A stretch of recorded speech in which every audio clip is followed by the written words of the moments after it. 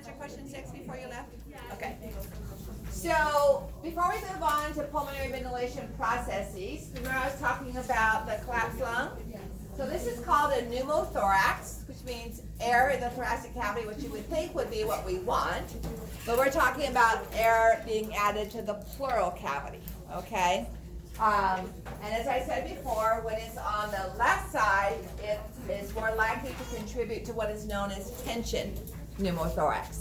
Tension pneumothorax is a life-threatening condition.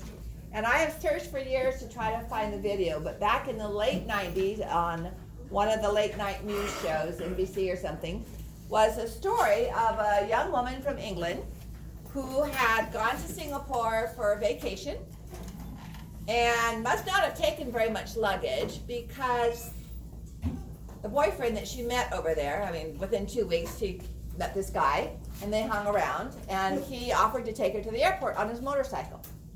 So she couldn't have had too much luggage, right? Warm and a couple of bikinis, and that's about what you need. So it's wrong. So they ended up being involved in a crash on the way to the airport. And she was pretty enough banged up that when she got to the airport, the attendants at the service gate said, "Are you sure you want to fly?" And she's like, "Yeah, I need to get back to work." So she got on the plane, and they were about at the midline where it's as much time to continue going as it is to turn around and go back. And shortly before they reached that point, she reached down on the floor to get something out of her purse and felt this sharp stabbing pain and started having trouble breathing. So she cracked ribs. And what happened was when she reached down, the ribs poked her lung, okay? And I don't know if you're aware of it, but they don't pressurize cabins in jetliners to atmospheric to sea level. It's closer, I think, to about 8,000 feet or so. And so it's already a little bit, I mean, most of us do fine at 8,000 feet. Some people with COPD or some forms of that, like emphysema, may have trouble. So it was determined that she needed to have her lung reinflated. And a couple of doctors, one was an OBGYN, and I don't think he had much experience reinflating lungs. The other was a general practitioner. So they asked for a water bottle, your typical shoestring. You always have to have a shoestring, right? And a coat hanger. And they set up a chest tube. So you can do a mid-axillary insertion. It's up usually pretty high because we don't want to get down here into the liver. They use the coat hanger to poke a hole through her skin, through the intercostal muscles. And I don't know what they use. Most straws are pretty collapsible, but they use some kind of a structure, maybe a Bic pin. That's always helpful. To insert into that, and then connected it to the bottle of water that was turned upside down, and air is going to rise, okay? And so with that insert, every breath you take out, it's kind of like that flapping piece of plastic I talked about. So when you breathe in, it's not going to suck air into it because of the water, and then when you breathe out, it will push the air out and it rises up to the top of the bottle. Pretty primitive. But that helped to remove enough of the air from her pleural cavity to at least allow her lungs to partially reinflate. No, she didn't marry the doctors. I don't know if she ever got back to Singapore or not.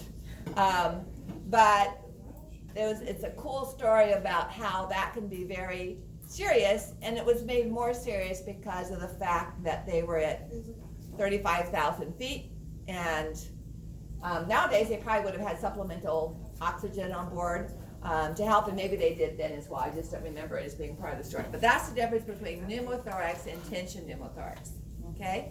So the heart can actually be shifted all the way to midline or even into part of the right side. There's no physical barrier there. So that collapse in lung and increased airspace can cause that to occur. So this is showing it from the right side. Okay? You can see the position of the heart on this one is the left side. Look how much. So air is dark. It's not going to reflect, and the heart is way over here. Okay. So just showing some chest tube components. All right. So factors that influence pulmonary ventilation, and as you can see, this looks very similar for what we talked about to factors that affect blood flow. We are on page 44. Pardon? Oh, atelectasis is just our fancy word for lung collapse.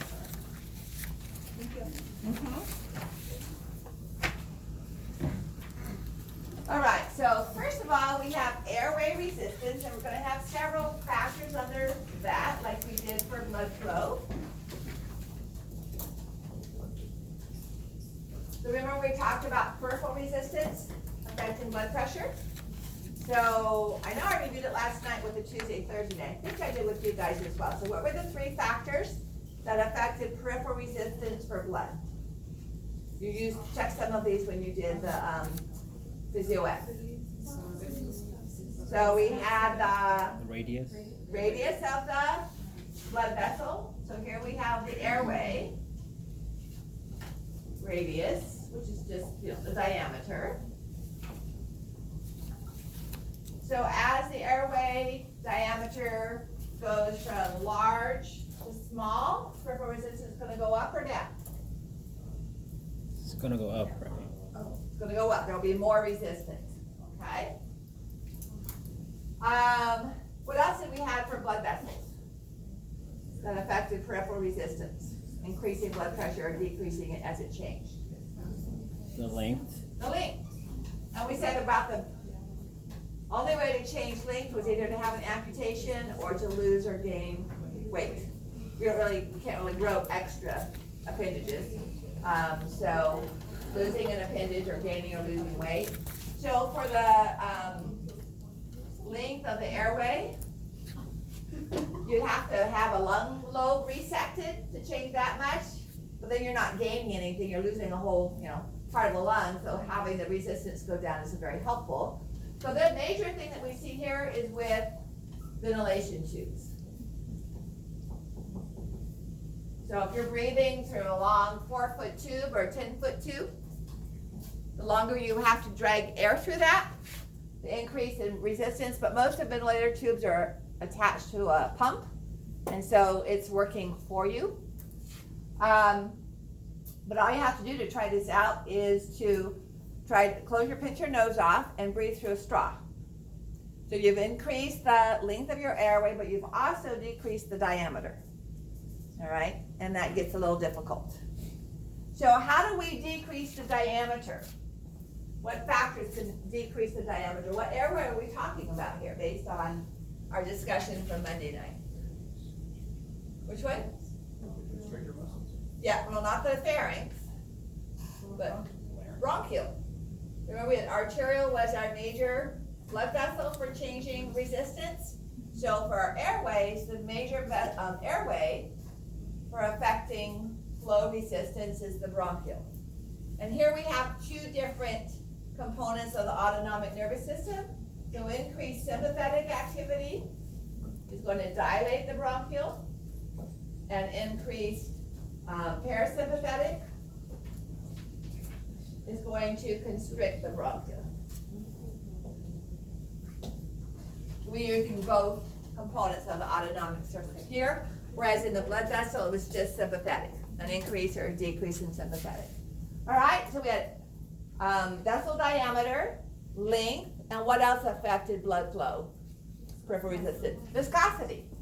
Now, that usually doesn't come into play when we talk about viscosity of air.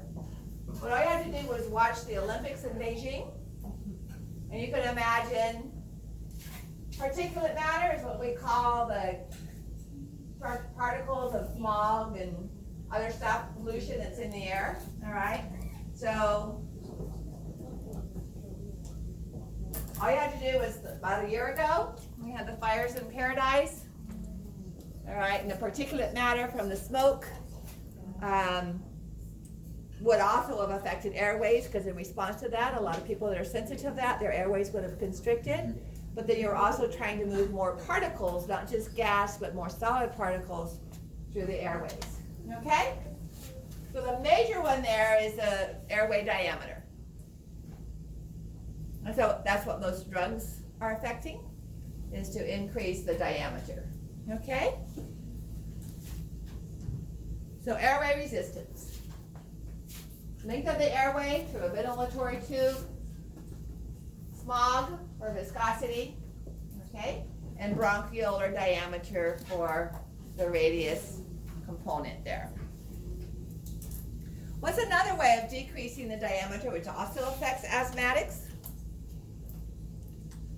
So our sympathomimetic drugs that only allow the muscle to relax, but also affect mucus secretions. So a lot of extra secretions are going to fill up the airways and make them narrow as well. So asthma is not just muscle constriction, it's increased mucus secretions, okay?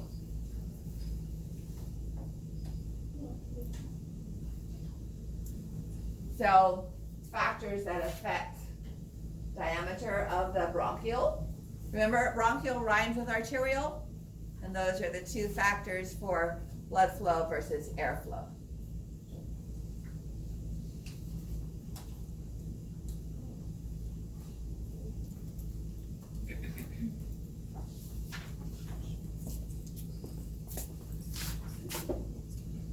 Okay, back to our audio-visual of rubber bands.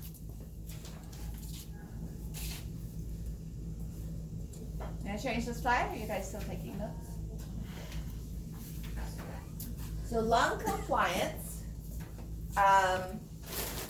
is something that you can see on our sheet pluck when you are compressing the ambu bag. Compliance has to do with the ability of the lungs to expand. So increased surface tension would increase or decrease compliance. Decrease, because all those hydrogen bonds are going to keep the alveoli from expanding without force to break them. So an infant, a premature infant, or an infant born without sufficient surfactant is going to have decreased lung compliance. It's going to be difficult to expand their lungs, all right? So when we expand the sheet pluck and you're pushing in and you're feeling the resistance, it's not just going to collapse easily. You're feeling the degree of compliance of the ability of the sheet lung to expand.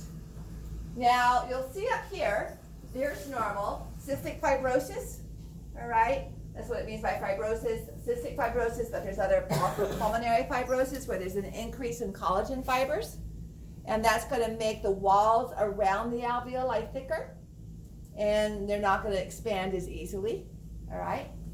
Emphysema. We'll talk about that a little bit more on Wednesday. Emphysema is a unique chronic obstructive pulmonary disease, and you'll understand more what that means. But if we have a bunch of alveoli, okay, remember we have to pass through from one alveolus to the next via the pores. And one of the things that happens with emphysema is the alveolar walls break down. So if this is our normal series of alveoli, in an emphysema lung, these walls are broken down and we have this huge airspace. So not only does it provide a decreased surface area for gas exchange, because we don't have as much contact with the capillaries here for gas exchange, but this wall is much easier to expand than this wall, even though we have surfactant, there still tends to be some surface tension. So this larger space here is easier to expand, all right? In fact, it's very difficult to collapse. And so people that have emphysema develop these barrel-chested, because the increase of muscle trying to squeeze the chest and move the air out, okay? And although you might, well, that's, as long as they can move area, and well, no, once you've got air in there, and you can't move it out, you have no room for fresh air, okay? So it's just as much a problem for gas exchange as if you couldn't pull the air in to begin with. You have to move it out in order to have fresh air. So emphysema, caught with the loss of the alveolar walls, makes the ones that are present more easy to expand, but difficult to collapse, and so we see a really high lung compliance, which is not necessarily good, okay? So that's the ability. So a very stiff rubber band A fat, thick one is going to have low compliance, whereas a thin one that stretches easily. So the rubber bands that you get around broccoli and stuff like that at the grocery store would have a much lower compliance than this one. Okay, it's going to take more force to stretch it out.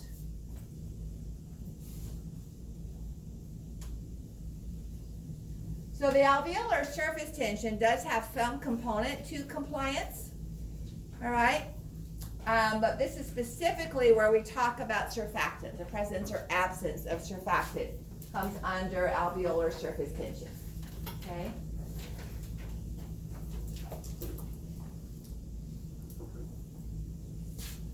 So when you breathe in and the alveoli enlarge versus breathing out and the alveoli decrease, depending on the amount of surfactant, that can change the surface tension.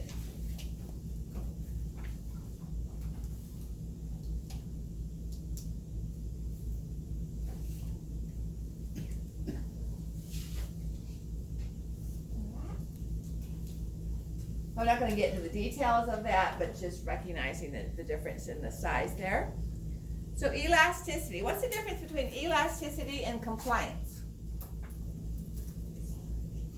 Compliance is the ability to expand. Elasticity is the ability to collapse or recoil, all right? Which is why my mouth filled up with that bloody mucus. Literally not an English term of expression, slang expression. So we actually have elastic fibers in the connective tissue of the lung. So we want it to expand, but we also need it to recoil. That allows us to have our passive expiration, all right? So you take in a deep breath and just go. It's the elasticity of the lung that allows it to get smaller with the passive relaxation of the inhalation muscles. And surface tension helps with that.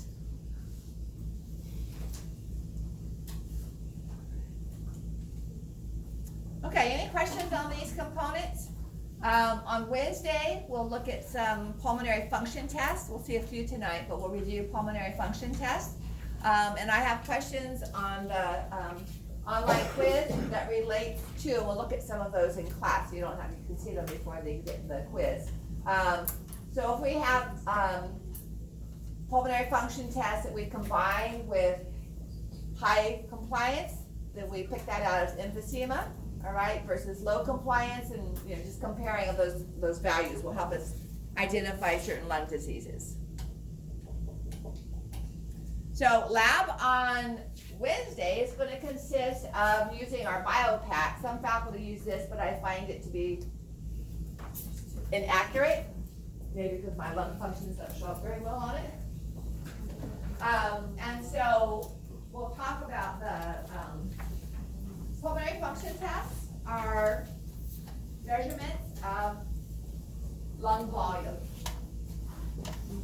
So let's diagram through that, talk a little bit about the diseases, and then that should be it for lecture, and we can look at our sheet plug.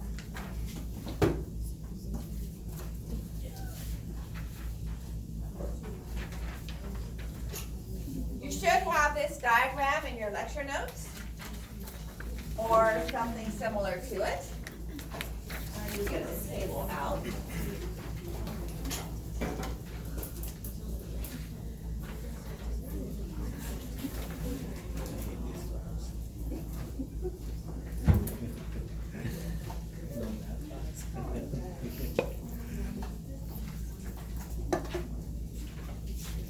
All right, so there's a song, something like breathing in and breathing out. So breathing in and breathing out, and breathing in and breathing out. Just like the tide, it's called tidal volume, all right? And like we need to have the same volume of our blood going out of the heart as we have coming back in. You get in trouble if you have more air going out than you have coming in, or vice versa. So tidal volume should be equal whether it's inspiration or expiration. So this is tidal volume.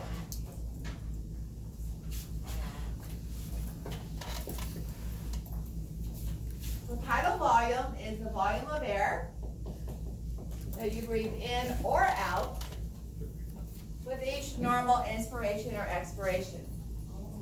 So, when we breathe, are we using skeletal muscle or smooth muscle? What did we just talk about at the beginning of class? Intercostals, diaphragm, scalene, sternocleidomastoid. Are those smooth or skeletal? Skeletal. So we're using voluntary muscles, which means when you start to think about breathing, guess what?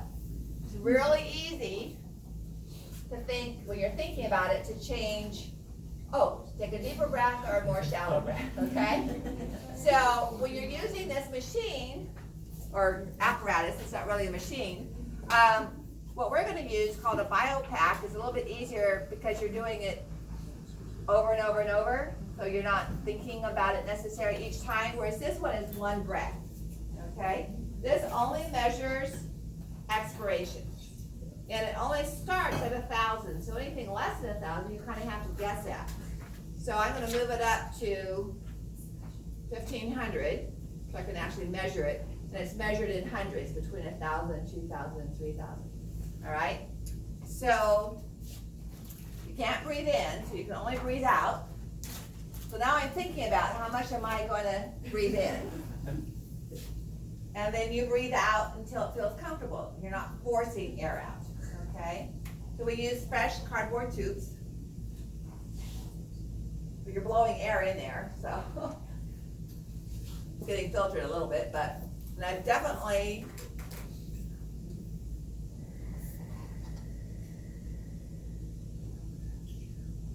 and where are we here? That measured at 250, okay? But I could take a deeper breath the next time.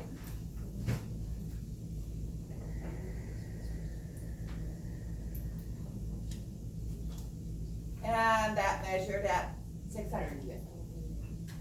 So again, it's variable because I'm thinking about it, all right? So average is 500 mils. Then I'm going to take in as deep a breath as I can. And the difference between what I normally take in and my maximum amount is titled inspiratory reserve.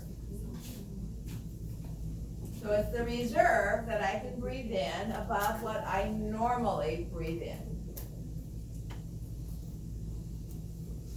Okay?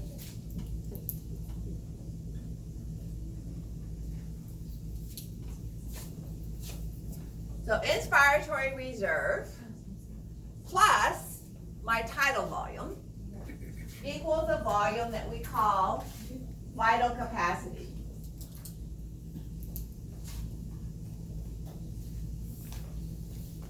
Because this is inspiratory. I can't measure it on this machine. I can only blow out on this machine, okay?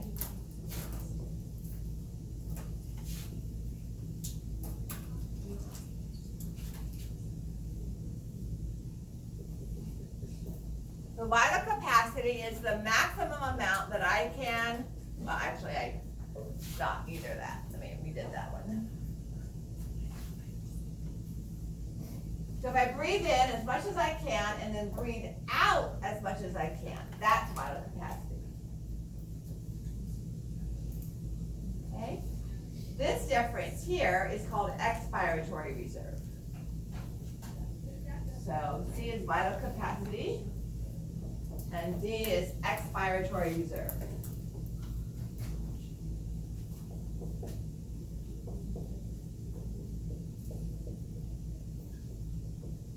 In other words, after I breathe out, it doesn't matter how much I breathe in.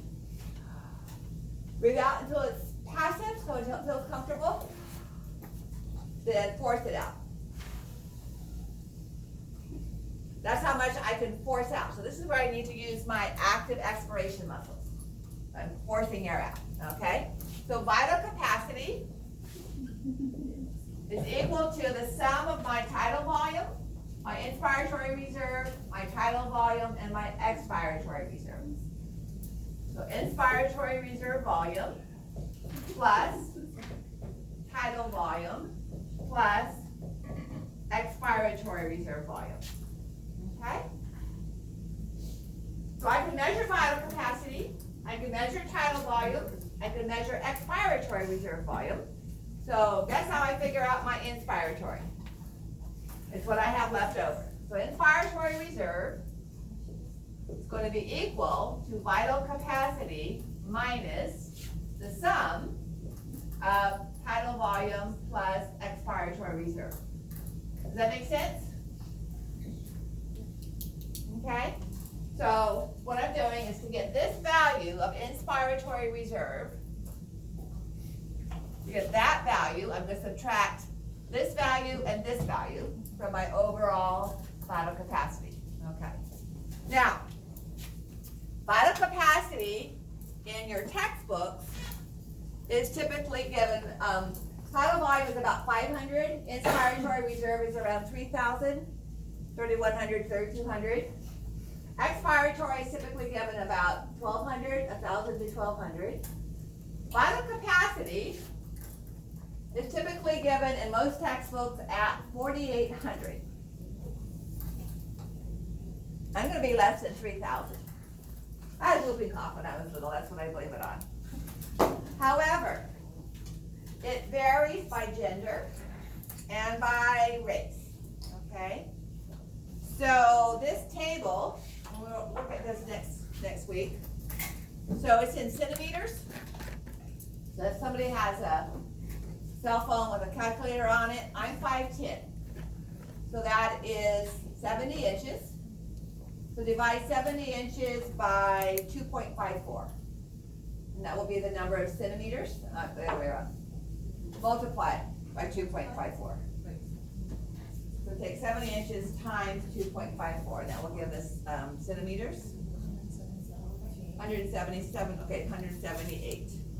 So my age over here, I'm 61, and my height, 177, you said 107.8? Yeah.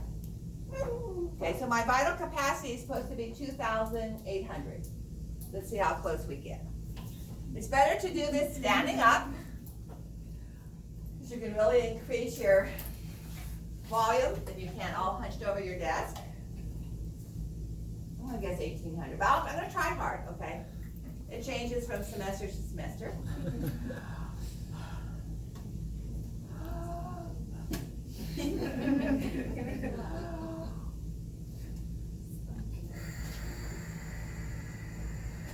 Oh, shoot.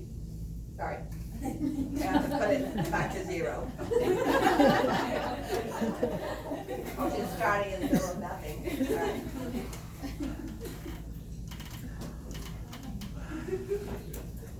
Going up on my tippy toes somehow helps. Helps.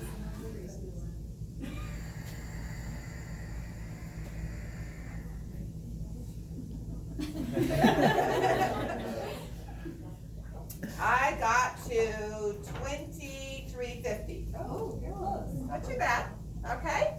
Now I should probably do it 2 or 3 times and take an average. There's a problem with this 4,800 mil vital capacity. It's given in our textbook as average. So, the youngest female on the chart is 16. Can you take 194 and divide by 2.54? So the youngest and tallest has the highest expected vital capacity. 76.4. All right, so she would be 72 is 6 feet, so she would be 6 feet 4 inches. Wow. 74? 76.4. Yeah, she would be 72 is 6 feet. So she would be 6 feet 4 inches and 16. You know what her vital capacity is? 3,900. Almost 1,000, almost a liter less than what your textbook gives as average. Okay? That's the highest vital capacity of any female on here. All right, so for guys, same thing. A 16-year-old, 6'4" guy's vital capacity is expected to be at 5,000. So all the guys that are above 40 or 4,800 or above are right up here. Anybody older than 26. And shorter than, so that was at 194 centimeters shorter than 188. So I guess about 6 feet. Everything over here, all of these individuals are less than 4,800. Not exactly average, right? I think they tested a bunch of 25-year-old Coast Guard applicants who had been swimming underwater for 5 years. Because you're not going to be average, you know, if you're 48. You're way out. You have to be a guy way over here for that to be expected. Now, I have caught a couple of guys at 6,000 liters for vital capacity. Guess what? They were swimmers. Okay? One of the best activities for increasing lung capacity. So, take 4,800 with a grain of salt, or a cup of sugar, or whatever, because it's not really the expected. And yet, you know what? That's been the classified published for 40 years since I've been teaching. All right, almost 40 years. 2 years, it will be 40 years. So, now, as you see up here, we've got inspiratory reserve, we have tidal volume, we have expiratory reserve. That is vital capacity. That's what we typically use with stress or without stress. However, when you breathe all of that air out, is there still air left in your lungs? Yes. So we have another approximate 1,200 down here at the bottom, which is called residual volume. That's really difficult to measure unless we pour water in your lungs. Okay? Because you would have to completely collapse all your alveoli to get rid of, to get that residual volume out of your lungs. If we add all of that up, vital capacity plus residual volume, all right, then we get total lung capacity. Now these change with disease, okay?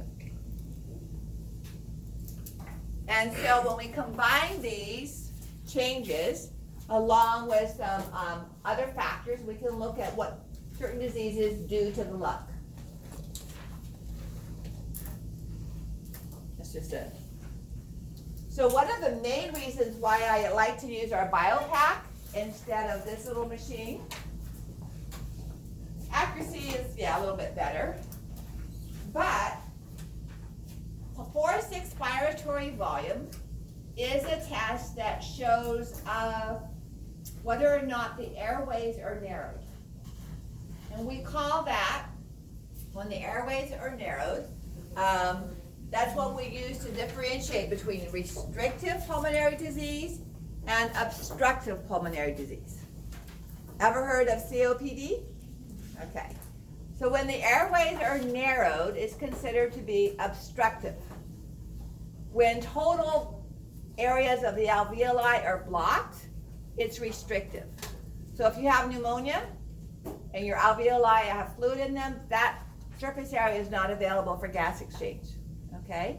Or if you have tuberculosis and the growth of tuberculi have filled up and blocked off access to that, or you have a lobe removed because of lung cancer, those are all going to remove certain regions of the lung from the ability for gas exchange. Whereas obstructive is a narrowed airway, making it difficult to move air into and out of the lung, primarily out of the lung. Because what happens when you're trying to move air out? You take in a breath, and then you blow air out, and it's hard to get it out, so what do you tend to do? Squeeze, all right? Push your diaphragm up, squeeze your abdominal muscles, pull down your ribs. What's that doing to the pressure around your lungs? It's going to go up. What's that going to do to your airways? It's squeezing them even smaller, which is what makes it even worse when you're trying to push air out. So the very act of trying to force air out squeezes those airways even smaller. That's typically why it's more difficult to breathe out than to breathe in when there's a problem with a narrowed airway, all right? So this particular test uses some of what we've already talked about, but measures how long it takes you to blow out all of your vital capacity in 1 second or occasionally 2 or 3 seconds. So that's what that little 1 is under forced expiratory volume. So what we're doing is we're measuring vital capacity over time. So let's say for mathematics purpose,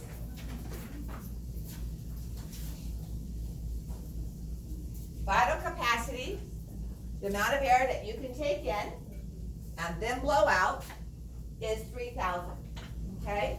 So that's our, it doesn't matter whether it's forced or not, but for the exam it's often given as forced. So I'll put the F in parentheses. Equals 3,000 mils, okay? Let's say that in 1 second, you can only blow out 2,000. So what are we saying? You went like this. And you got it all out, but it just took you a long time to get it out, all right? So 2,000 divided by 3,000 is about 66%, 2/3.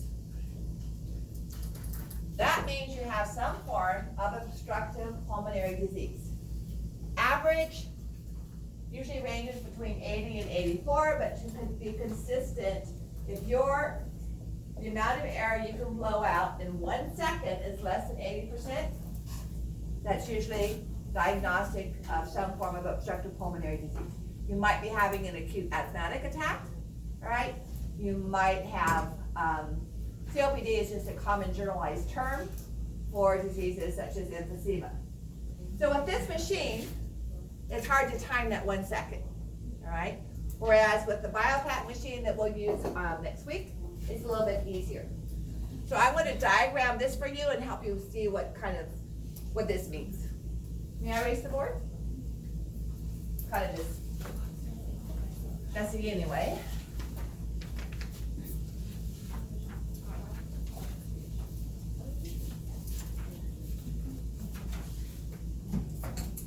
So when we use the BioPack, we're going to breathe in and breathe out and breathe in and breathe out. Get comfortable. Then we're going to take as deep a breath as we can. Just hold it for a brief second. And then force as much air out as we can. All right? So this will be our start point. And then that will be our vital capacity.